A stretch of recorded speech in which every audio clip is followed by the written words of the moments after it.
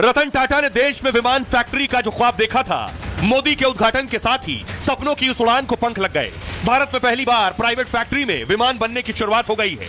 37 देश जिस military plane पर भरोसा करते हैं, इस प्लेन की मदद से टाटा ने उसे भारत में शुरू कर दिया है। बहुत जल्द भारत की सेना में 56 C-295 हाईटेक विमान शामिल होंगे और चीन पाकिस्तान जैसे विरोधी कांपते रह जाएंगे।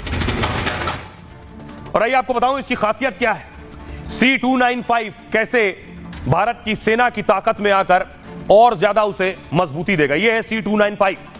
भारत में सैन्य विमान की पहली प्राइवेट फैक्ट्री खुल गई है। मतलब भारत अब खुद मिलिट्री प्लेन तैयार करने वाला है। प्रधानमंत्री मोदी इस हाईटेक विमान फैक्ट्री का उद्घाटन उन्होंने किया।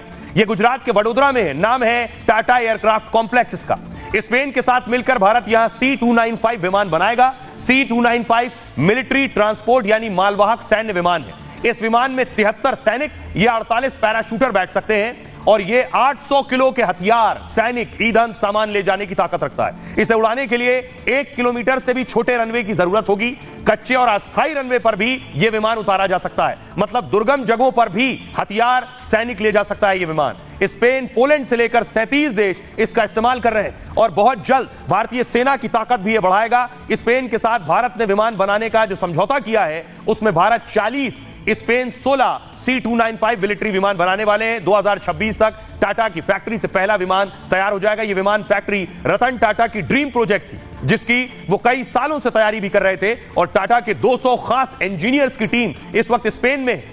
तो वही भारत के 2 शहरों में विमान के काम भी चल रहे हैं। हैदराबाद की टाटा फैक्ट्री में विमान की बॉडी तैयार की जा रही है। वडोदरा की फैक्ट्री में इंजन समेत बाकी पुर्जे लगाए जाएंगे। इस तरह टाटा की फैक्ट्री में 56 C-295 मिलिट्री विमान बनकर तैयार हो जाएंगे।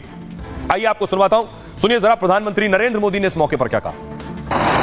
C-295 एयरक्राफ्ट की फैक्ट्री नए भारत के नए वर्क कल्चर की उसको भी रिफ्लेक्ट करती है। 2 साल पहले अक्टूबर में ही महीने में इस फैक्ट्री का निर्माण शुरू हुआ।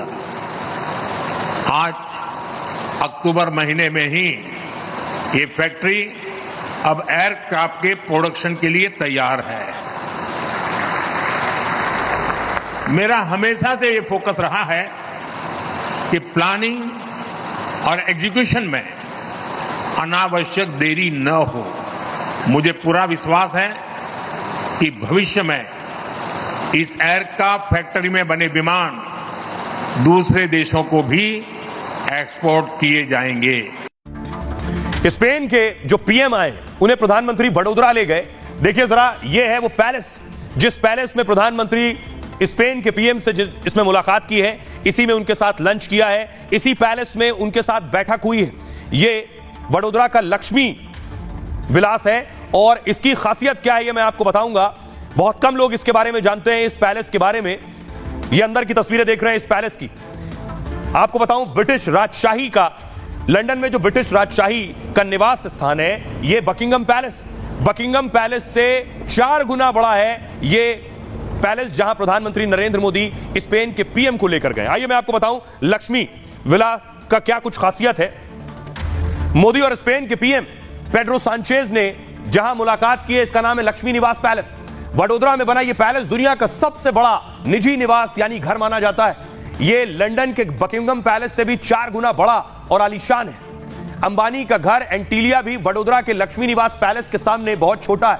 लक्ष्मी निवास पैलेस करीब 4 करोड़ वर्ग फीट यानी 700 एकड़ में फैला हुआ है। इस महल में 170 कमरे हैं, कई पार्क और क्रिकेट मैदान तक बने हुए हैं। 1890 में इसे महाराजा सयाजीराव गायकवाड़ तृतीय ने बनवाया था। इस महल को तब करीब 60 लाख रुपए में बनवाया गया था। सोचिए 60 लाख में तब ये 1890 में महल बन गया था। इस महल की मौजूदा कीमत 24,000 करोड़ रुपए बताई जाती है, जबकि अंबानी के घर एंटीलिया की कीमत 15,000 करोड़ है। यानी लक्ष्मी निवास पैलेस दुनिया का सबसे महंगा और आलीशान घर है। इस महल में सबसे खास है भव्य दरबार हॉल।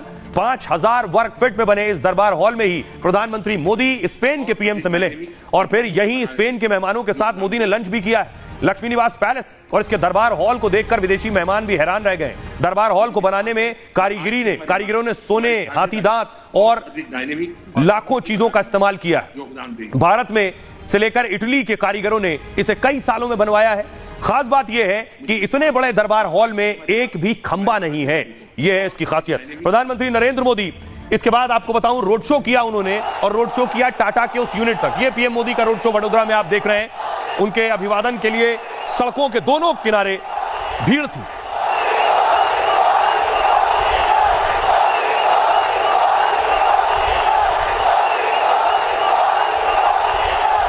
उसके बाद देखिए रास्ते में चलते हुए प्रधानमंत्री को एक बच्ची मिली, दिव्यांग बच्ची।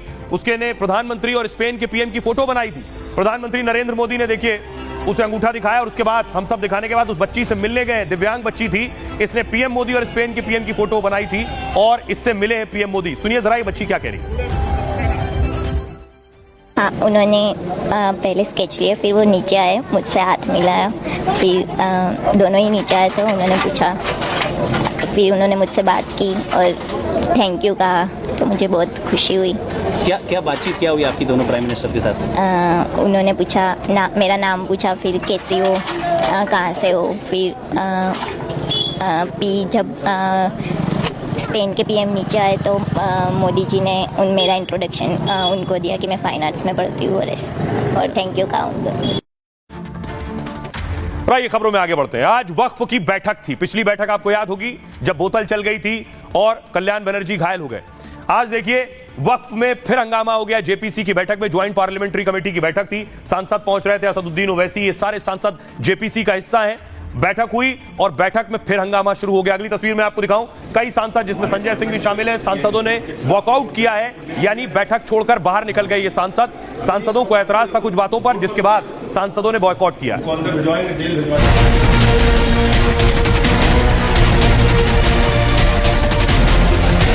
उसकी प्रोसीडिंग्स के बारे में, उसमें होने वाली घटनाओं के बारे में कुछ भी नहीं बोल सकते। कानून बनाने का अधिकार पार्लियामेंट को है, न कि किसी बाहर के आदमी। वक्फ की संपत्ति और बिल को लेकर घमासान जारी है। आज जेपीसी की बैठक में सत्ता और विपक्ष में तनातनी देखी गई। दिल्ली वक्फ बोर्ड की रिपोर्ट पर विपक्ष ने वॉकआउट कर दिया। तो मैं उसका सदस्य हूं, इसलिए उस मीटिंग की प्रक्रिया के बारे में, उसकी प्रोसीडिंग्स के बारे में, उसमें होने वाली घटनाओं के बारे में कुछ भी नहीं बोल सकते। पिछली बैठक में मार हो गई थी, बोतल फेंकते टीएमसी सांसद कल्याण बनर्जी खुद घायल हो गए थे। आज भी भारी हंगामे के बाद जेपीसी चीफ ने साफ कर दिया कि संसद को कानून बनाने से कोई रोक नहीं सकता। मुख्यमंत्री जी रिकॉर्ड वोटों से आएंगे, अपने ही पुराने रिकॉर्ड को वो तोड़ेंगे। थाना में 3 सीटें, 2 शिवसेना 1 बीजेपी, ये प्रचंड मतों से आएगी। मेरा अपना मानना है, लोगों ने मन बनाया है, लोग वापस सत्ता हमको सौंपेंगे। हम जब भी मेरे खिलाफ जो भी कैंडिडेट आया वो कैंडिडेट स्ट्रांग है ऐसा समझ कर ही मेरे कार्यकर्ताओं ने, मैंने खुद, मेरे परिवार ने, सबने उसका प्रचार किया है। मैंने सुप्रिया के खिलाफ मेरे पत्नी को खड़ा किया, वो मेरी भूल थी।